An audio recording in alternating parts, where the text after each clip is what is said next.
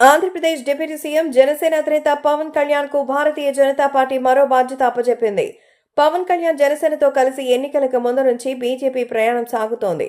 టీడీపీతో బీజేపీ జట్టు కట్టి 3 పార్టీలు కలిసి ఎన్డీఏ కూటమిగా ఆంధ్రప్రదేశ్ అసెంబ్లీ ఎన్నికలలో బరిలో దిగడానికి పవన్ కళ్యాణ్ ఎంతగా కృషి చేశారో అందరికీ తెలిసిన సంగతే. అయితే టీడీపీతో సీఎం నారా చంద్రబాబు నాయుడుతో పోలిస్తే పవన్ కళ్యాణ్ కు బీజేపీకి సిద్ధాంతపరంగా కొన్ని సారూప్యతలున్నాయి. దీంతో బీజేపీ ప్రధానమంత్రి నరేంద్ర మోదీ కూడా పవన్ కళ్యాణ్ కు అదే స్థాయిలో ప్రాధాన్యత ఇస్తూ వస్తున్నారు. తాజాగా బీజేపీ పవన్ కళ్యాణ్ కు మరో బాధ్యతను అప్పగించింది.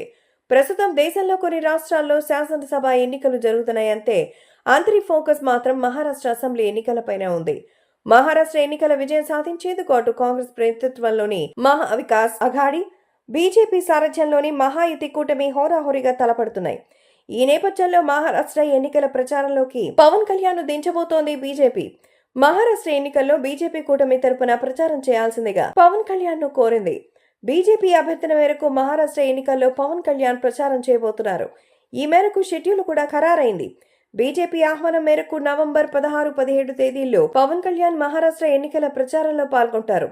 ముఖ్యంగా మహారాష్ట్రలో తెలుగువారు అధికంగా ఉన్న ప్రాంతాల్లో పవన్ కళ్యాణ్ పర్యటన ఉండేలా బీజేపీ ప్లాన్ చేస్తోంది. పవన్ కళ్యాణ్ చరిష్మాను ఉపయోగించుకుని ఓట్లు సీట్లు రాబట్టుకోవాలని బీజేపీ అధిష్టానం పక్కా ప్రణాళిక ప్రకారం ముందుకెళ్తోంది. మొన్న మధ్య జరిగిన తమిళనాడు ఎన్నికల్లోనూ పవన్ కళ్యాణ్ బీజేపీ తరపున ప్రచారం చేసిన సంగతి తెలిసిందే. ఇప్పుడు మహారాష్ట్రలోనూ ఎన్నికల ప్రచారం చేయబోతున్నారు.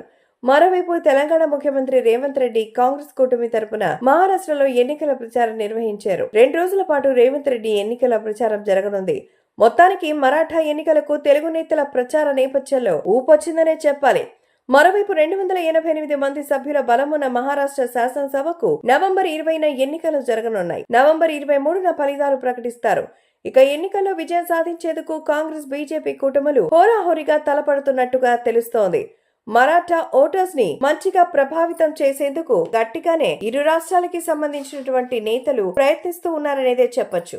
కాబట్టి ప్రస్తుతం ఈ విషయం తెలిసి నిజంగానే పవన్ కళ్యాణ్ కి అటు బీజేపీ ప్రభుత్వం, కాంగ్రెస్ ప్రభుత్వం రేవంత్ రెడ్డిని మహారాష్ట్ర ఎన్నికల బరిలోకి లాగుతున్నాయనేదే చెప్పొచ్చు. సో మరాఠా ఓటర్స్ ని ఆకర్షించేందుకు మేనిఫెస్టోలలో వరాల జల్లులు కురిపిస్తున్నాయి.